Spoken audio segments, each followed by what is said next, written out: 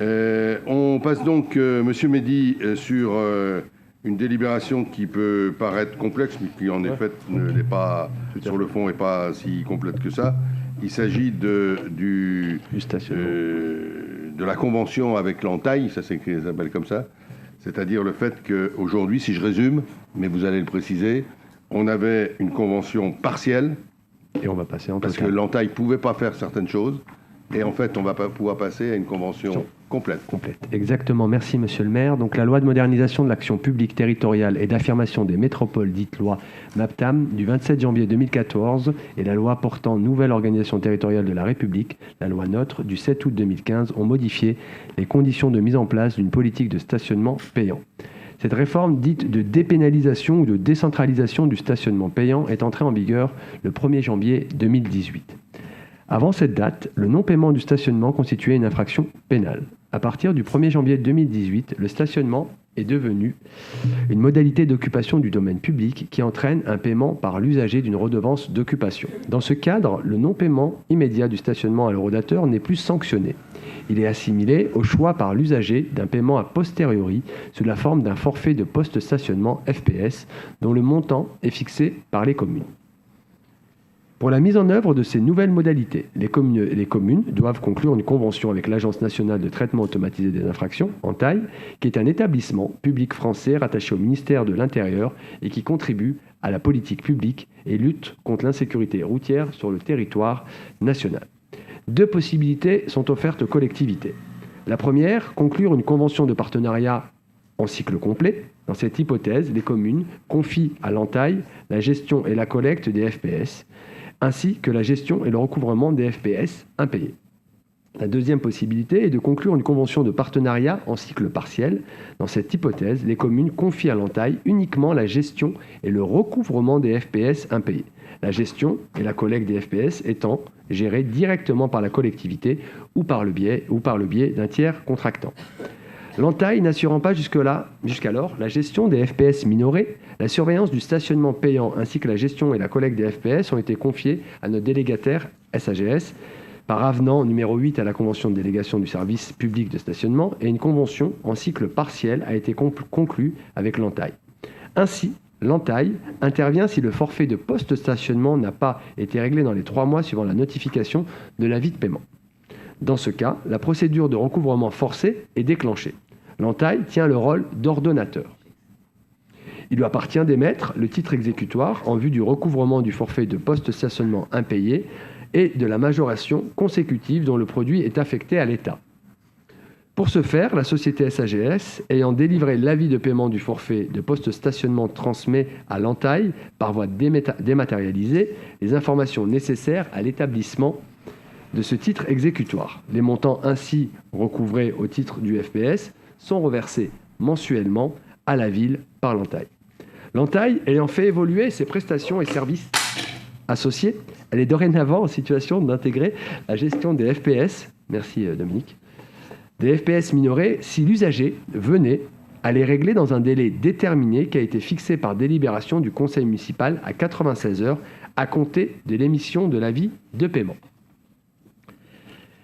Afin de disposer d'une gestion globalisée par l'ANTAI, la ville envisage donc de conclure une convention en cycle complet. La nouvelle convention définit les conditions et modalités selon lesquelles l'ANTAI s'engage au nom et pour le compte de la ville à assurer la gestion et la collecte de toutes les FPS, ainsi que la gestion et le recouvrement des FPS impayés. La convention a également pour objet de régir l'accès au service du forfait post-stationnement de l'ANTAI et d'en définir les modalités et conditions d'utilisation. Enfin, il est proposé donc au conseil municipal de porter le délai de paiement de la FPS au tarif minoré de 96 heures, donc 4 jours, à 216 heures, 9 jours, à compter de l'émission de l'avis de paiement par l'ANTAI en vue d'intégrer 120 heures, donc les 5 jours, au titre des délais postaux. Ceci étant exposé, vu le Code général des collectivités territoriales, vu la loi on peut passer là. De la modernisation, vu l'ordonnance. Les vues, on peut les passer. Ok, très bien, parfait. Il est proposé au conseil municipal d'approuver les termes de la convention relative à la mise en œuvre du forfait post-stationnement à intervenir entre l'Agence nationale de traitement automatisé des infractions et la ville. De dire que cette convention se substitue à la précédente convention en cycle partiel, conclue avec l'entaille, d'autoriser monsieur le maire ou son représentant excusez-moi, d'autoriser monsieur le maire ou son représentant à signer la dite convention dont l'échéance est fixée au 31 décembre 2023, d'étendre le délai de paiement du forfait post-stationnement en tarif minoré de 96 heures, 4 jours à 216 heures, 9 jours, à compter de l'émission de l'avis de paiement par l'entaille en vue d'intégrer 120 heures, 5 jours au titre du délai d'acheminement postal. Je vous remercie. Merci. Merci. En fait, pour le public, ce qui est important de retenir, c'est le dernier élément. C'est-à-dire qu'au lieu d'avoir 96 heures pour payer, voilà, on a maintenant 9 jours, en sachant qu'il faut l'envoyer par la poste et que c'est le jour d'arrivée qui compte. Mais c'est quand même un élément intéressant pour rester dans le tarif minoré. Je vous rappelle que le tarif minoré, c'est que l'on reste sur 17 euros et que l'on ne paye que la différence entre ce qu'on a payé déjà, ou pas payé, et le temps de stationnement réel.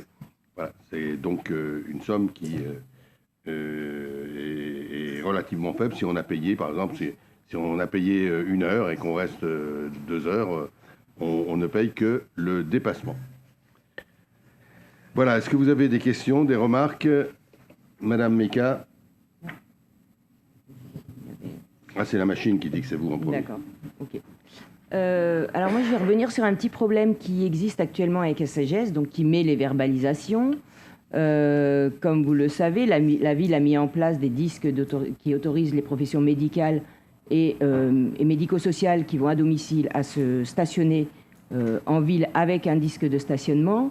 SAGS n'a pas l'air de comprendre que ce disque est un certain numéro immatriculé en 2021 ou 2020 et verbalise les véhicules en considérant que c'est la date d'autorisation qui est limitée à 2021 et n'a pas l'air de comprendre le fonctionnement de ce disque. Vos services essayent tant bien que mal, parce que je les ai en ligne depuis plusieurs jours, donc essayent tant bien que mal de faire comprendre à SAGS, mais ils n'ont jamais les mêmes interlocuteurs. Il n'y a aucun document qui permet d'expliquer. Donc, en gros, on va avoir des retours d'entaille régulièrement, hein, parce qu'on reçoit des PV en permanence suite au positionnement du disque. Et donc, ce serait bien que quelqu'un puisse enfin contacter SAGS, si vous avez des contacts privilégiés, de façon à leur expliquer le fonctionnement de ces autorisations de stationnement et que tout le monde chez SAGS soit au courant de ce fonctionnement. Voilà. Très bien. Non, mais votre remarque est tout à fait juste. Hein.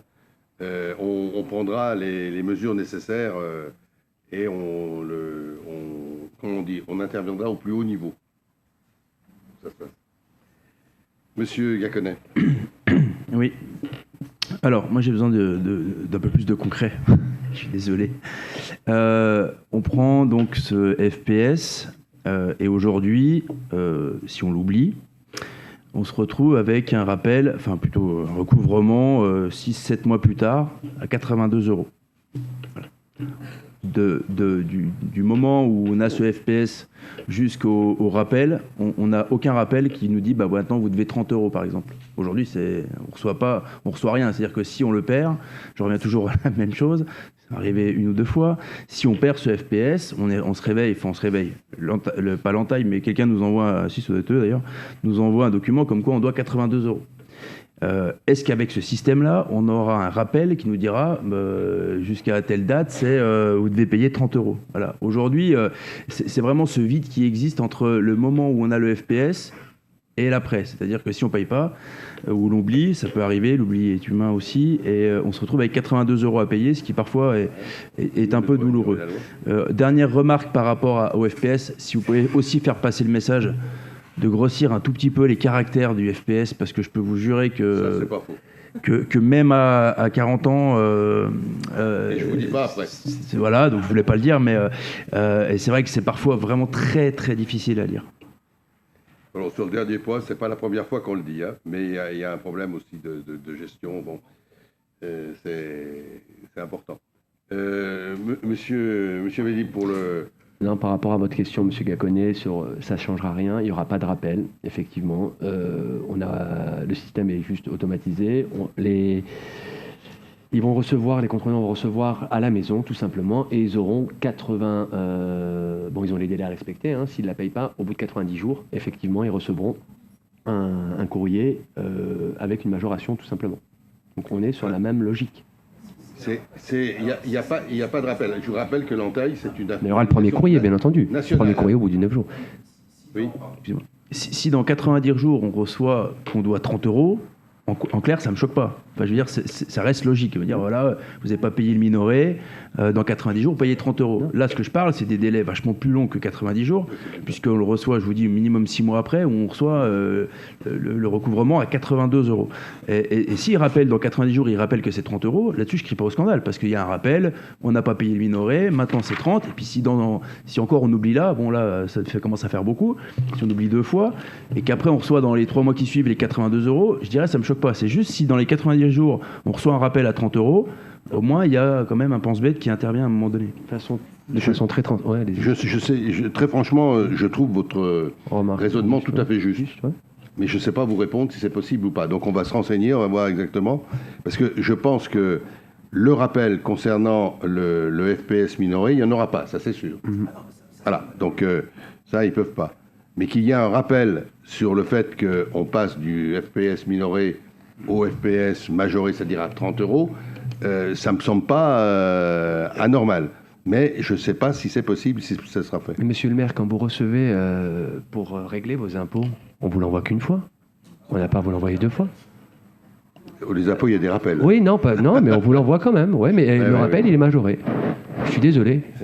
On va vérifier, hein, mais c'est... Sur le principe. Alors, ça part du principe, nul n'est censé ignorer la loi, etc., hein, ces règles-là. Mais, très sincèrement, je suis assez d'accord avec votre raisonnement, mais je n'ai pas le pouvoir de dire si c'est possible ou pas. On va se renseigner avec précision. Malheureusement, je crois que M. Mehdi a raison, mais voilà. Pas malheureusement pour vous, malheureusement pour le résultat. Très bien. Est-ce que, avec tous ces éléments, on peut voter quand même la délibération ? Est-ce qu'il y a des votes contre, des abstentions ? Merci.